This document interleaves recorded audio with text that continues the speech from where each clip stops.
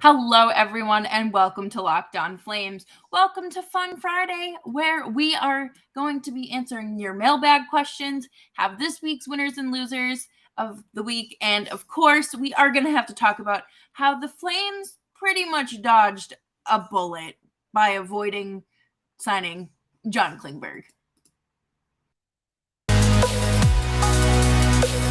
You're Locked On Flames, your daily podcast on the Calgary Flames.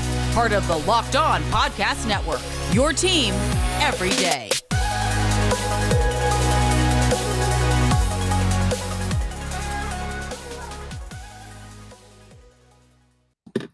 Hello, everyone, and thank you so much for tuning in to another episode of Locked On Flames. As always, I'm your host, Jess Belmosto, and I'm so excited to have you on this journey with me on this Friday. I hope you had an excellent week, and if you're wrapping up your week, thank you so much for tuning in to Locked On Flames and making me part of your day. As always, you can find this show wherever you get your favorite podcasts. Spotify, Apple, Audible, Odyssey, YouTube, you name it. We're free 99 anywhere. John Klingberg signed a one-year deal today with the Anaheim Ducks. And, before the Tkachuk trade, I would have said, the Flames should maybe go after him. But then I really looked at his stats and was like, it's a really good thing that they didn't. John Klingberg's metrics are absolutely horrific. He is in the negatives on every advanced analytics chart. His goals against per 60 is in the toilet, and the Flames just really, truly dodged a bullet here. And I thought that he maybe would have wanted to come to the Flames because of that connection to Sweden. And, a lot of players really find solidarity in other players of their home country in the team that they play with, So I would have thought that maybe would have been an option. But again, the Flames dodged a bullet here. 1 year at $7 million, that's a good chunk of really anyone's salary cap. But I know that the Ducks were just trying to hit the salary floor, and they did. I really think that the Flames have their guy in Mackenzie Weegar. It's not a secret that the Flames defense got a lot stronger this offseason. It's going to be interesting, like I said, with Tanev missing the beginning of the season, Noah Hannafin being, I believe he'll be a UFA at the end of this upcoming season. I'm a little curious as to how negotiations will go with him, but same with Rasmus Anderson. I'm wondering what their paydays are going to look like. But what the Flames need to focus on right now is, of course, extending Huberdeau and Weegar. I was reading a thread from James Johnson about 32 Thoughts and what Elliot Friedman had to say about the Flames. And right now it's kind of looking like the price tag on Weegar is going to be $8.5 million, which is fine. I think that that's a fair assessment for a defenseman of his caliber. And the price tag is going to be about 10 for Huberdeau. And I do have to wonder if the Flames, really thought about the future when signing these guys or trading for them.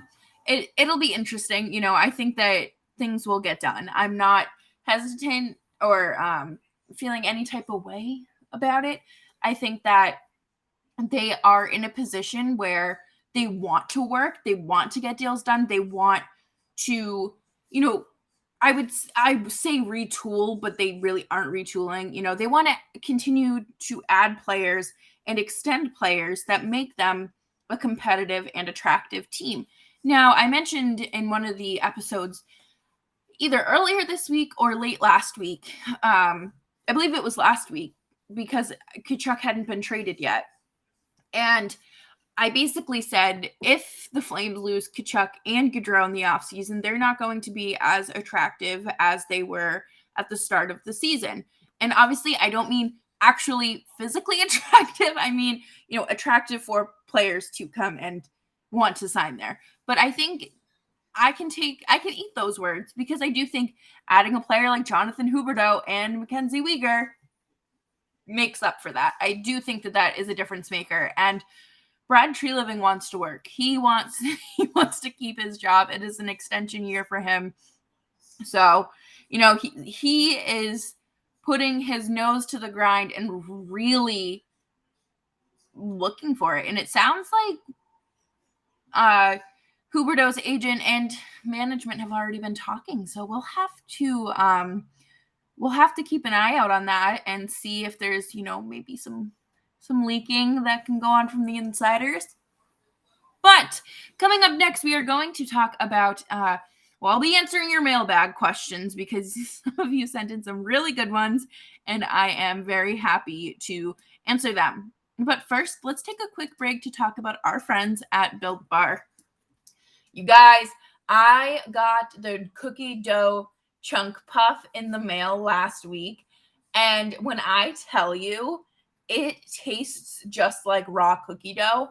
I mean it. It's just this goodness, and the texture of it's fantastic.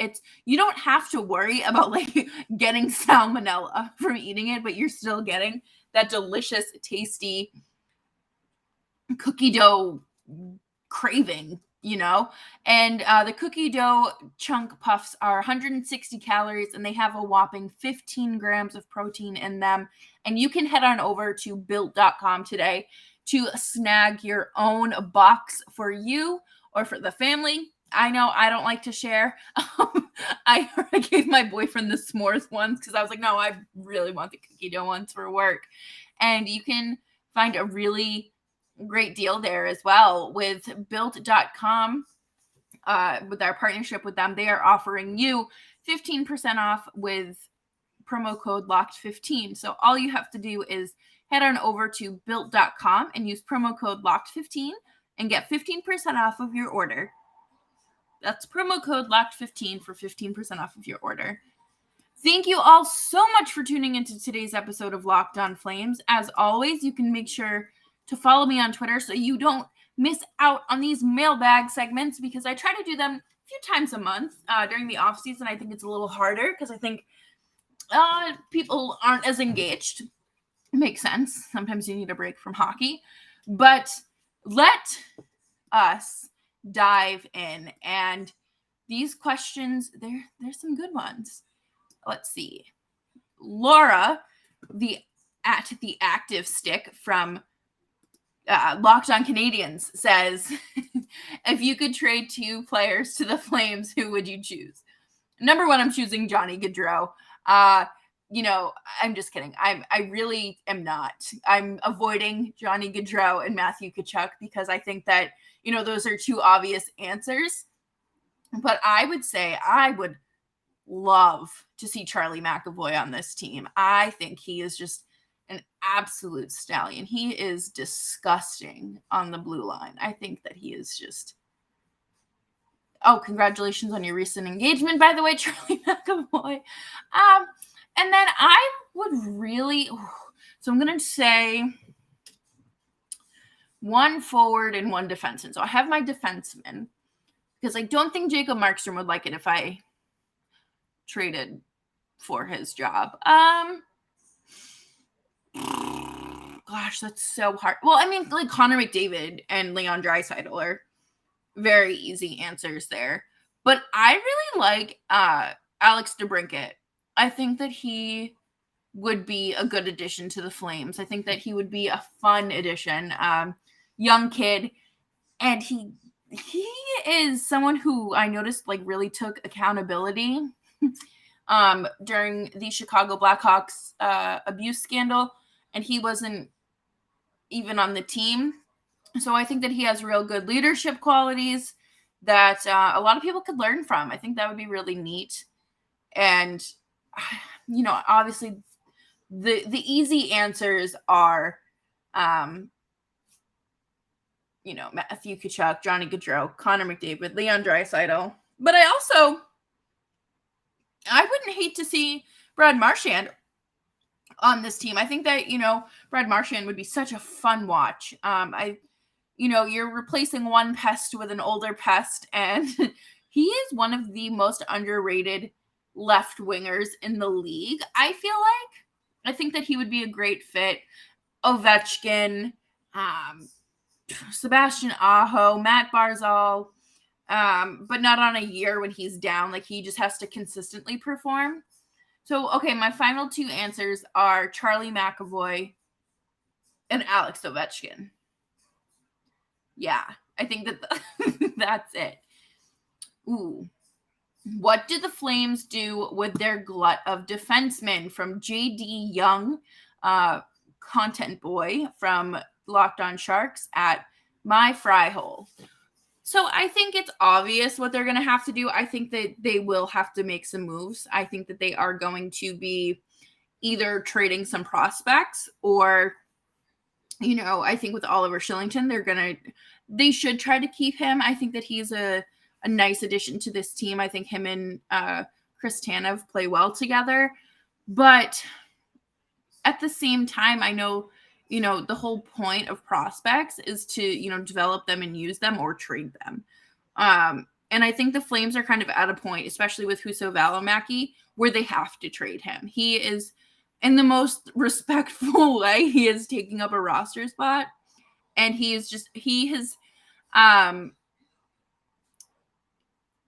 has used all of his time in Calgary. I think that he's expired here in Calgary. And it would be better for him and his development to move on. And, I wouldn't be surprised if the Flames do move on from him. Oliver Kylington, again, an RFA, who they are going to arbitration with, player elected. So it's much different than team elected. But I would say that they should probably look to keep him as well. Right now, I would say your pairings are Anderson and Hanifin, Tanev, Weegar, and Kylington, and then you have Zadorov and maybe Connor Mackey is who you bring up, or you figure something else out. Do you sign Michael Stone to a PTO? Do you sign him to a real 1-year contract? Like, what do you do? He had a really great, successful postseason for the Flames, and he's overcome a lot. So I think that he is one of those players that, could be a good defenseman and just one of those guys that you do keep around for character, but also he still does something. JD has another question. Which contract is more important, Mangiapane or Kylington? Truthfully, it's Mangiapane. I like both of those guys. They're both solid players. Losing either of them would hurt, but I think Mangiapane needs to get done. I think that he sees what's out there. His two of his teammates have gone to greener pastures and have made bank. So I think that the Flames really need to lock him down and say, this is what you are worth. We would give you the world if we could, but this is what the salary cap era allows us to do. Again, that's to no disrespect to Kylington. There's none. No disrespect at all. I really think that Mangiapane is, he's your 30-goal scorer. He's going to be one of your top scorers now that Gaudreau and Tkachuk are gone. And I think that he's at that point in his career where he can launch himself into his prime, and he's catapulting himself after last season. And if he can have another successful season like that, it would be absolutely silly for the Flames to let him walk and get nothing for him. I know his agent wants to get a deal done. I know that the agent wants something long-term. So it'll be interesting to see what happens in arbitration, which I believe his hearing is the 7th.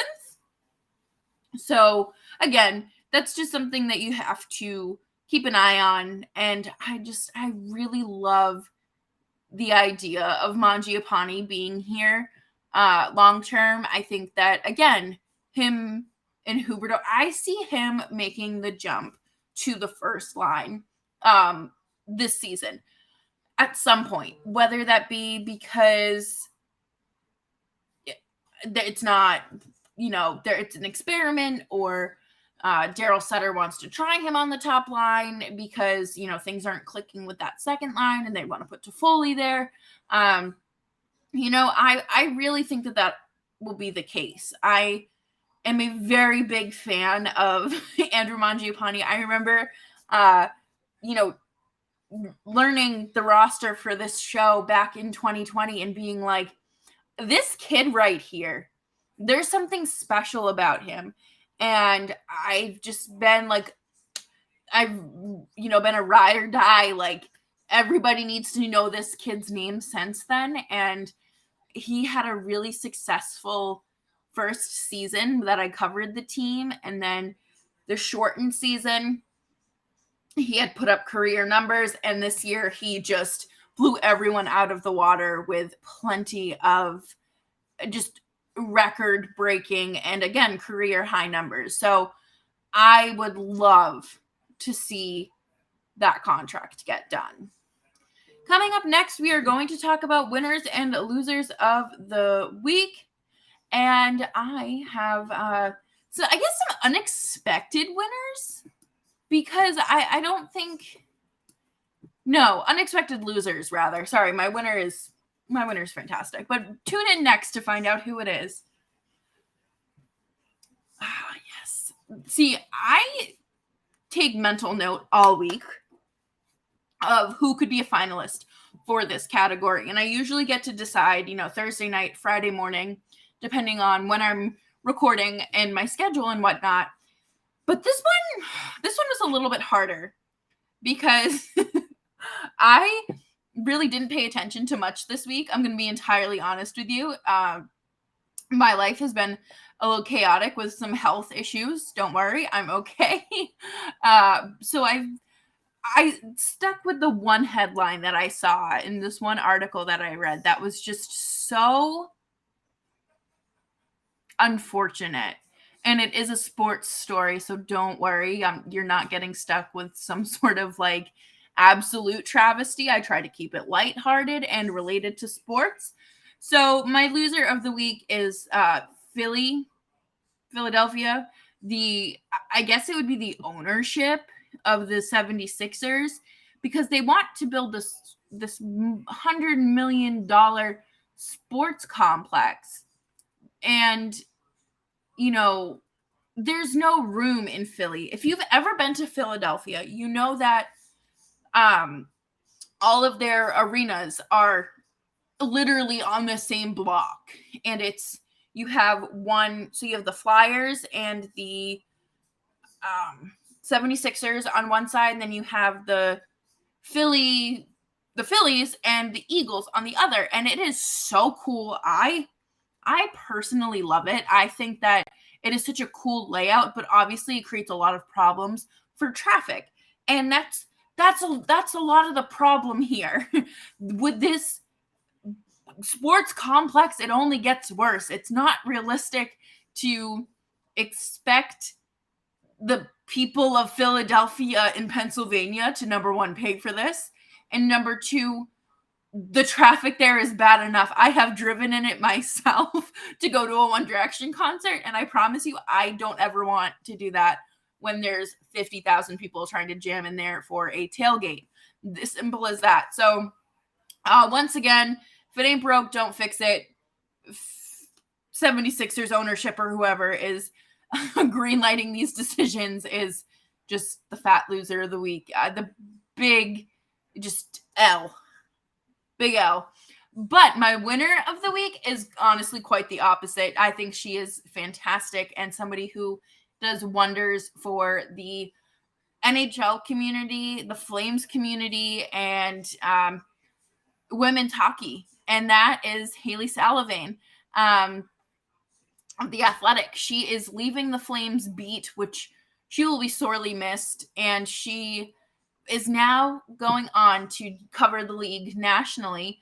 But she was also named the first women's hockey writer in Athletic history, which I think is fantastic. I think it's great that a major sports corporation is putting money behind women's sports coverage, and we've never seen anything like that before. And I'm so excited for people to learn that women's hockey isn't just the national teams. It's your PHF teams. It's your college teams. There's so much there that I think fans are really going to love. And Haley's storytelling is just chef's kiss. So excited to see where this goes for her. And obviously this is so exciting for the game of women's hockey because they don't really have full-time writers dedicated to the beat. So it'll be great. And that is the show for today. Thank you all so much for tuning in to another week of Locked On Flames. As always, I'm Jess Belmosto. You can find me on Twitter at Jess Belmosto. Next week, we do go down to 3 episodes a week, so you'll hear from me less, but I'm still around if you ever want to talk or chat. Talk to me on Twitter or the Flames, Locked On Flames Twitter account, which is LO_FlamesPod. And I will see you all on Monday. Bye-bye.